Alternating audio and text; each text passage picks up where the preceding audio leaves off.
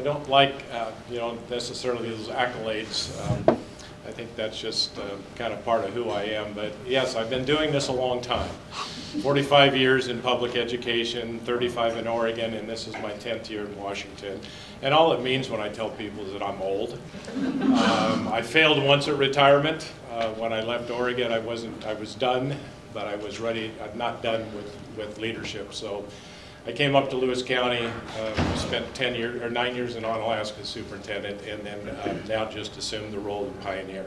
First time ever I've been in a school district without a high school, and it's kind of cool. I mean, we can really focus on things outside of high school athletics, which took a lot of time. But I can tell you, Pioneer School District, for you that have been around, it's a few tough years, and I can tell you that we're in really good shape. And it's not necessarily anything I've done, other than coming into a district that has had some challenges and trying to create a climate and culture where people feel like they can come and approach me at any time. Any of you that ever get out to Pioneer, if you want to come to my office, my door's always open. But we tried to really focus on that climate and culture in the district and get things to the point of let's get back to what we do best, and that's educate kids. And like everybody else, we're still coming off that last couple of years where kids weren't in school, and we're like everybody else is we're kind of playing some catch up. But we have a great staff. We hired 33% of our staff is new to us this year. That's a huge turnover. People left for a lot of reasons. I'm not going to get into that, but we have a lot of new people that brought a lot of new energy, and then with our returning staff, spent a lot of time on, okay, what's it going to take to move the needle for our kids? And that's really been our focus this year. So I'm going to spend a little bit of time just talking about Pioneer and what we have going on. We have 745 students. I've been told that we're the largest K-8 school in the state with no high school. So we're growing. We budgeted for 698 students based on last year's enrollment, and we're at 745. So we have a lot of kids coming back, and we're seeing a lot of people moving into our district. It's a beautiful area out there. We have a lot of homes for sale, and we're seeing a lot of families, younger families, moving into the district. We have almost 100 students in first grade alone. I mean, that was a shock to us. We ended up having to go out and hire a 5th teacher and create a space because we had such a huge bubble in first grade. And that's a good problem to have. Kindergarten, we're 67 students. That's our smallest class. And then we have about 48 students above budget, which is a nice problem to have. We're at 137 employees. Like I said, about 33% are new to us this year, both classified and certified. So we welcome some new people into our district. As some of you know, Pioneer was formed about 60 years ago by combining 4 single schoolhouses out in that area: Oakland Bay, Agate, Grant, and Harstein Island. And I've been in 3 of those buildings because now they're used for their community clubs. And I've had the opportunity to go out and see the old schoolhouses. But Pioneer was joined about 60 years ago. In 2017, the middle school was built. And so we have a brand new middle school that currently we've outgrown, unfortunately. Every space in our middle school is taken with students and staff. And again, we continue to see continued growth in the area. Here's a picture of our elementary school. It was remodeled also in 2017. Some classrooms were added, some upgrades. 493 students in our elementary. Our brand new middle school, 2017, we have 252 students in grades 6 through 8. When the middle school was designed, it was to honor those 4 single schoolhouses in the area. So when you come into the middle school, as you go through our commons area and start walking down to the academic hallways, you will see these 4 areas honoring Harstein, Grant, and then Oakland Bay and Agate. And so at our kind of our 4-way, those are up there, honoring those groups. Just some goals. Our vision for our district: high levels of learning for all, every child, every day. We really focus on that. We don't want a day to go by that we have not had the opportunity to touch one of the children in our district and all of the children in our district. So the things I came in with when I was hired and met with the board in July, areas that I was told and that I feel like we really need to focus on, increase our communication with community and stakeholders, and we've done that. If you go look at our website, we've updated a lot of information on the website. We actually loaded up a video that a student made the other day, so if you do have time, check that out. Go under the banner that says Levy, click that, go down, you'll see this great video that's put together. Implementing our professional learning communities. One of the things we really needed to focus on was, what are we doing for our kids? How are we going to make sure that we're teaching them what they need? So we started out finding, where's our baseline information with our kids? Where are they at currently? And we all know, because they haven't been in school, kids have been struggling academically. So we had to get baseline data, and then we had to ask the question, okay, what do they need to know? Then we have to look at the question, how are we going to get there and how are we going to know they've got it? And then what are we going to do for those kids that don't have it? And that's the whole focus behind our professional learning communities. Teachers get together in grade levels or curricular areas and talk about students and how they're doing. And if they're not working towards a benchmark, what are we going to do to help them? The other two areas were staff development. We don't have a strategic plan in the district, and they haven't had one for a long time. So we have a group of folks in our district leadership team that are working on our strategic plan. And that'll be something we'll focus on this year, take it to our board, hopefully late spring, and then that'll be our 5-year plan moving forward. And then the last goal that I had was the creation of a district leadership team. So again, inclusion, making sure that we have certified, classified staff, parent, school board member that are helping to help us make decisions with our district leadership team. We brought back elementary music this year, which is great.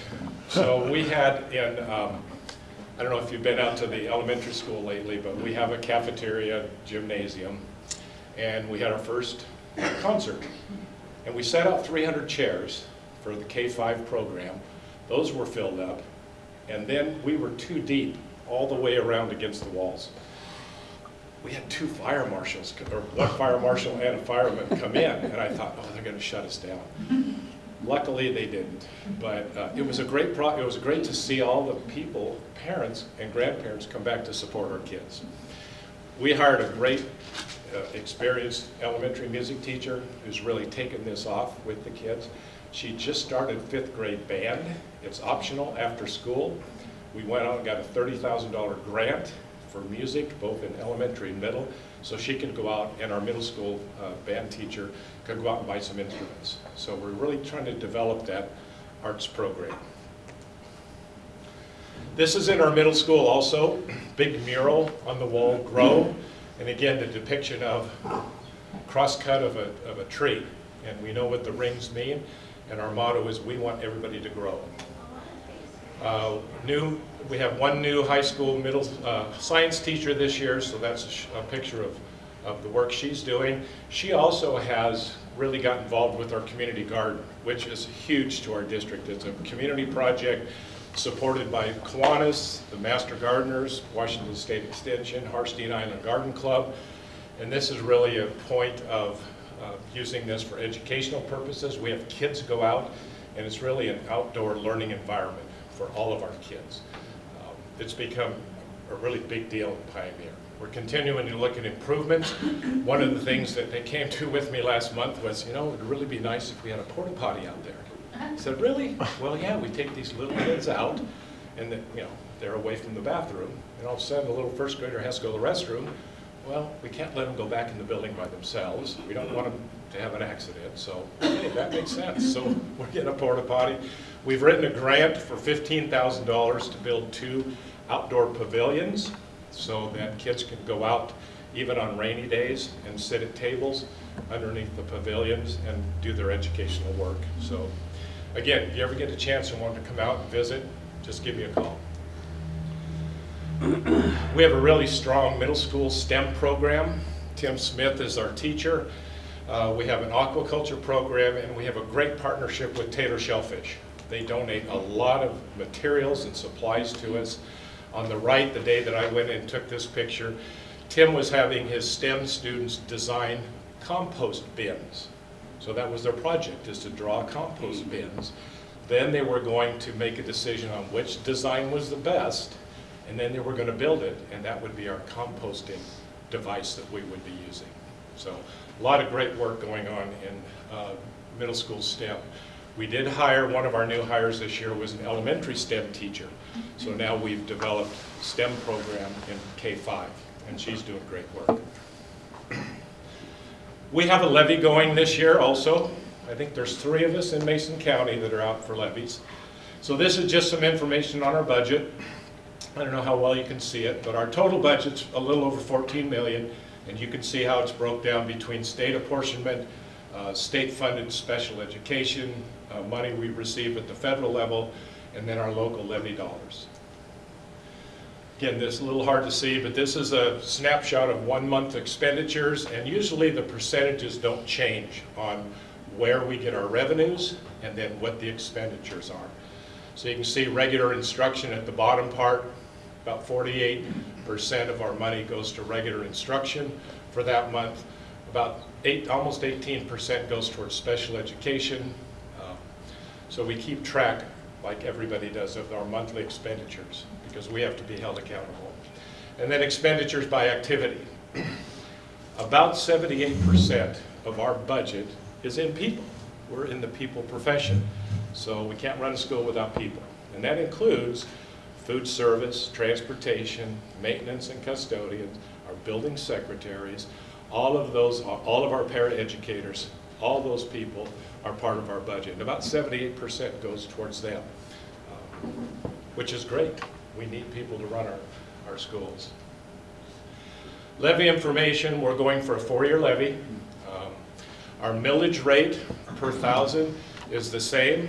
We don't anticipate it changing much. The estimate for this first year is $1.28, which is what we're currently charging. This current levy will expire at the end of 2023. The new levy, if we pass, or when we pass, will start 2024, and you can see the dollar amounts estimated for our 4-year levy. And we have an example of a $300,000 home. About $32 a month is the cost. Somebody asked me the other day, go find a $300,000 home on Marstein Island. Well, okay, I get it. And a list of what our levy funds. You know, we know that transportation isn't fully funded by the state. And like most school districts, we struggle with transportation. We had, because of a lack of drivers this year, we had to go to staggered start. So our elementary kids start at 8 o'clock. Our drivers go back out and pick up our middle school kids, and they start at 9, and we reverse in the afternoon. We could not, with 6 routes, we couldn't do it with what they used to. We just don't have enough room on our buses. And we continue to try to seek bus drivers, so if any of you are interested, come see HR and we'll take care of you. After school tutoring and academic supports come out of the levy, all of our athletic programs. Special education, our state funds us at 13.5% of our population. Our special ed population in Pioneer is 19.4. So a lot of that money goes from our levy goes to support our students with the highest needs.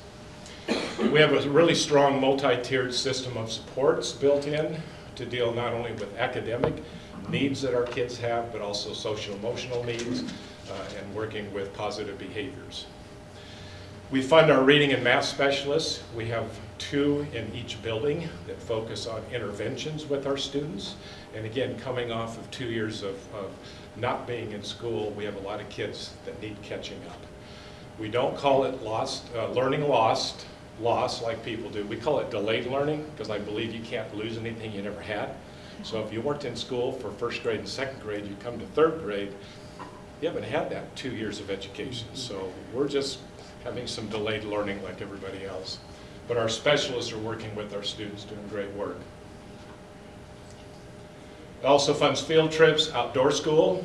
Our 6th graders will be going to outdoor school again, which is great. They're going to go to CISPAS, if you've ever been out there. Great facility for the kids. Our community garden is partially funded with our levy dollars. We update our curriculum and technology services. And then enrichment activities for our kids that are outside of our normal class day. Here's some middle school students in math and ELA. And then, of course, we are the Pioneer Eagles. Any questions? Thank you so much. Any questions for Superintendent Davis?